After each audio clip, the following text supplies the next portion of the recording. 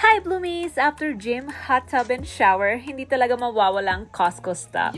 Bumili ako ng chocolate para sa balikbayan box at syempre, kumuha rin ako ng strawberry protein drink, pang-excuse sa chocolate.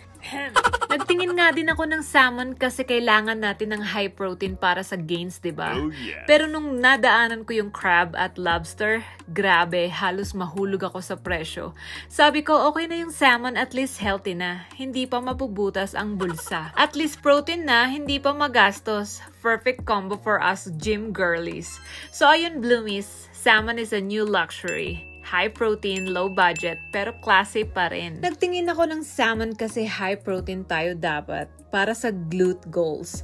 Tapos nakita ko yung crab at lobster. Grabe be, presyo pa lang, nakakawala na ng gains. Sabi ko next time na lang, balik muna ako sa salmon. Sure win, sure tipid. I checked the ribeye steaks kasi feeling ko gusto ko mag-steak dinner.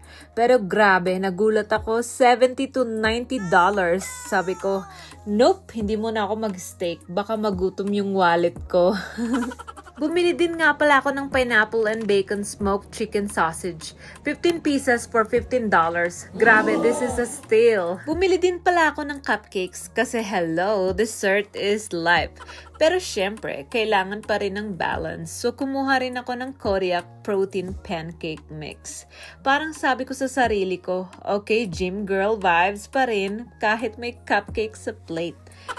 Kaya ayun, Bloomies, treat yourself pero hindi nilalampasan ng gains. Perfect combo. Sweets plus protein equals happy tummy, happy heart. But wait! Biscoff is on sale! And syempre, hindi ko rin pinalampas ang Chips Ahoy. Snack time na talaga! Let's stock up before it's gone! Mapapasanay snack goals unlock ka na lang. Kung kayo, Bloomies, alin ang bibilhin nyo muna? Biscoff or Chips Ahoy? Comment down below kasi curious ako sa choices nyo. Snack debate time!